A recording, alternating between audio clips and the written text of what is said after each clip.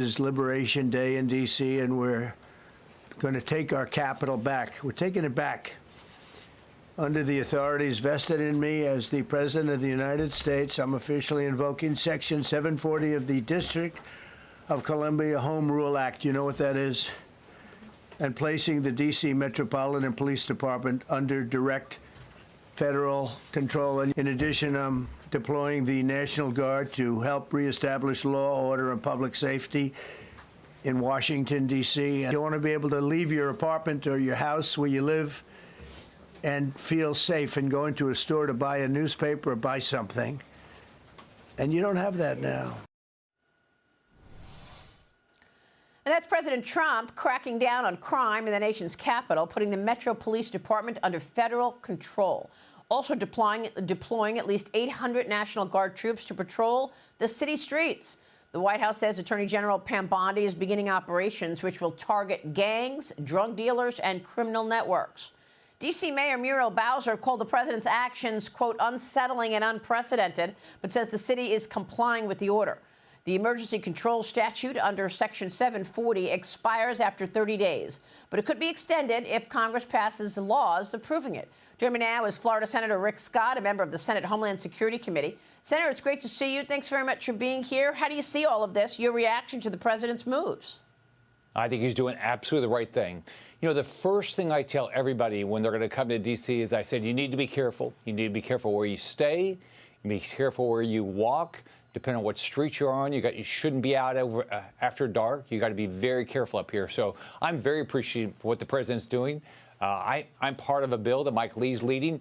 Actually, take home rule back and give it back to Congress, where we should be the ones responsible for the safety. But the president's doing the right thing. I applaud him for what he's doing. I mean, these capital homicide rates are insane. When you look at the homicide rate of Washington, D.C., and you compare it to places like Lima, Havana, Nairobi, Brasilia, Lagos, Bogota, I mean, can you imagine that the number of homicide rates is higher in Washington, D.C. than Lagos and Mexico City? And none of us would walk out. I've been in most of those places. None of us would walk outside in those places. We would say, oh, that's unsafe. You're right. I think, well, we lost the two Israeli embassy workers. We lost the White House intern. Well, how did this happen? You know, yeah. How did this happen, Senator? Well, because the Democrats just let it happen. They don't. There's, you know what, the Democrats, they're more focused on the person that's committing the crime than the victim. They act like, oh, we're not responsible. Like our parents, my mom told me, you are responsible if you do anything wrong, but not in D.C. You do something wrong, you're not responsible. They don't hold people accountable for gun crimes, for anything up here. What's unbelievable to me, so how is someone like New York City mayoral candidate Zohran Mamdani gaining so much notoriety? I mean, he is actually kicking off a 5 boroughs against Trump tour. He did so yesterday in Manhattan. The self-described Democrat socialist is vowing to oppose the president, quote, every step of the way. Watch this. Donald Trump does not respond well to cowardice, to collaboration. He requires a response that showcases the ability to fight back against that same agenda. My administration would be Donald Trump's worst nightmare. How else can you describe a president who has sought to entertain suggestions of deporting me, of arresting me, of taking control of the city over the will of New Yorkers? Those are the actions of a president who is afraid of the fact that I will actually deliver in a manner where he is simply betrayed. Senator, is this guy kidding me? I mean, President Trump resonated in New York. He won so many votes in New York. Is Mamdani just counting on an extremely liberal electorate coming out to vote for him? Absolutely. I mean, it's sad for New York. It's really sad. The center of capitalism has a guy that wants to defund the police, have groceries, have government-run grocery stores. I mean, probably his first day in office, he'll try to change the name of the city to New Havana, because that's exactly what he's going to take it down. He wants to take it down the socialist path where government runs everything. That hasn't worked anywhere. How many people are flocking to move to Cuba or Venezuela? I mean, they're not. Socialism doesn't work. Yeah. Well, we'll see about that. I'd like to know if this is his campaign, just go against Trump. And that's how he thinks he's going to resonate in New York, because he believes that the smallest electorate will come out and vote for him. This will be a very good exercise for us to be watching, given the president resonating so much in the last election in blue states. But I got to get your take, your knowledge of foreign affairs, and your role on the committee. President Trump is setting the stakes for this high-stakes summit with Vladimir Putin this Friday in Alaska. Watch this.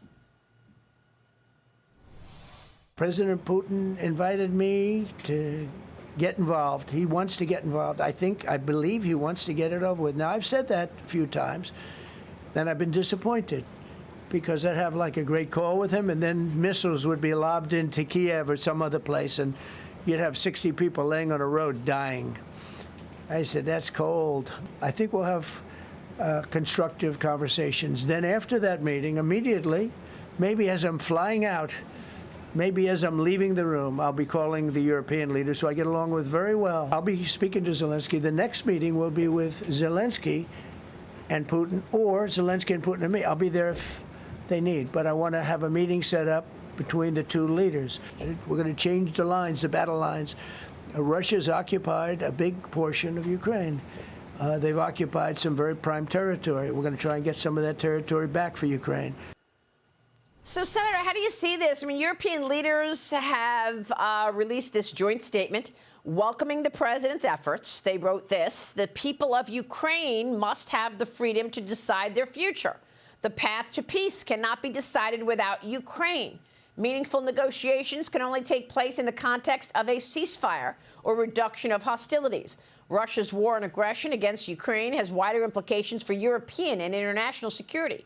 We share the conviction that a diplomatic solution must protect Ukraine's and Europe's vital security interests. Interestingly, Hungary's Prime Minister, Viktor Orban, did not sign that statement.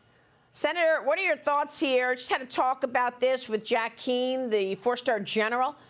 Made the case that, look, the Europeans and the president are very much in step, and they are together in this. I'm questioning if Europe is somewhat desperate to have a voice at the table, because they don't have a voice at the table right now. But you just heard President Trump say, look, after my meeting, the next call will be European leaders. So your thoughts on this upcoming meeting Friday? Well, first off, President Trump wants peace. We all want peace.